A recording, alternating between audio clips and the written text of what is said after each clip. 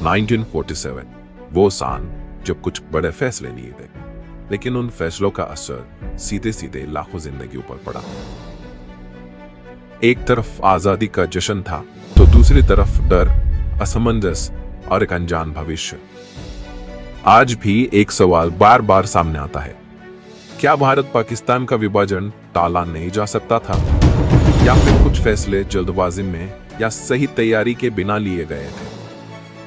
इसी पूरी कहानी के बीच एक नाम उभरता है, सर सिरिल रैडक्लिफ का।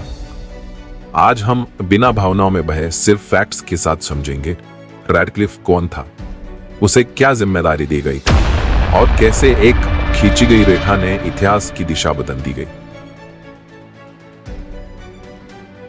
1940 के दशक का भारत, ब्रिटिश राज अब कमजोर पड़ चुका था। 2 वर्ल्ड वॉर्स के बाद ब्रिटेन के पास न पैसे बचे थे और न ही पहले जैसी ताकत, और न ही भारत को ज्यादा समय तक कंट्रोल में रखने की इच्छा। उधर भारत में आजादी की मांग तेज होती जा रही थी। उस समय के 3 बड़े पावर सेंटर्स थे। इंडियन नेशनल कांग्रेस, जिसमें सरदार नेहरू, सरदार पटेल और महात्मा गांधी जैसे नाम शामिल हैं। मुस्लिम लीग, जिसमें मोहम्मद अली जिन्ना जैसे नाम शामिल है, और ब्रिटिश गवर्नमेंट। कांग्रेस एक यूनाइटेड इंडिया चाहती थी। मुस्लिम लीग को डर था कि यूनाइटेड इंडिया में मुस्लिम पॉलिटिकल इंटरेस्ट सुरक्षित नहीं रह पाएंगे। यहीं से पाकिस्तान की मांग और ज्यादा मजबूत होती चली गई। 1947 की शुरुआत होते होते लॉर्ड माउंटबेटन ने साफ कर दिया, भारत को आजादी मिलेगी, लेकिन पार्टीशन के साथ। अब सवाल ये नहीं था कि पार्टीशन होगा या नहीं, असल सवाल था सीमा तय कौन करेगा और कैसे। ब्रिटिश गवर्नमेंट को एक ऐसा इंसान चाहिए था जो सीधे तौर पर भारतीय राजनीति से जुड़ा ना हो और जिस पर किसी एक पक्ष का दबाव भी ना हो। यहीं से एंट्री होती है सर सिरिल रैडक्लिफ की। सर सिरिल रैडक्लिफ एक ब्रिटिश लॉयर था, काबिल और एक्सपीरियंस्ड, लेकिन भारत के संदर्भ में पूरी तरह से आउटसाइडर। वो कभी भारत आया ही नहीं था।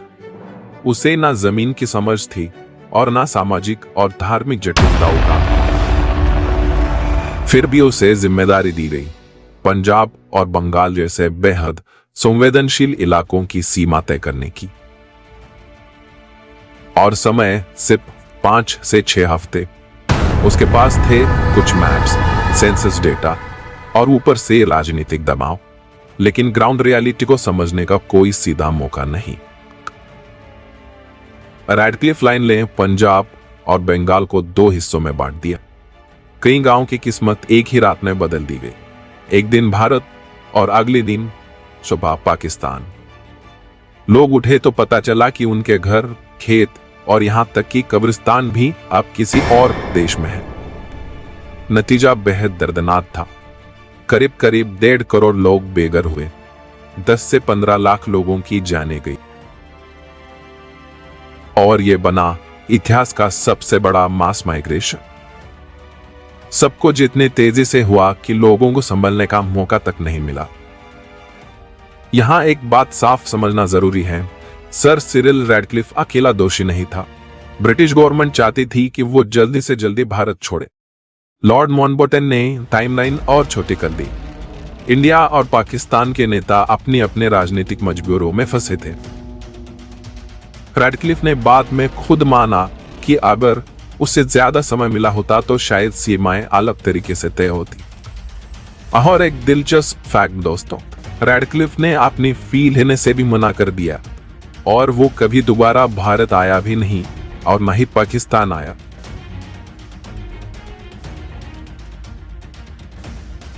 आज भी कुछ ऐसे सवाल हैं जिनके जवाब आसान नहीं। क्या पार्टीशन सच में अनअवॉइडेबल था? क्या इतने बड़े फैसले के लिए ज्यादा वक्त दिया जा सकता था? और क्या एक आउटसाइडर को इतनी बड़ी जिम्मेदारी देना सही था?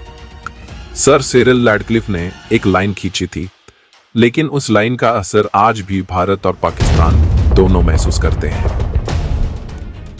अगर आपको लगता है कि इतिहास के कुछ फैसले थोड़े बेहतर तरीके से लिए जा सकते थे, तो अपनी राय कमेंट्स में जरूर लिखिए।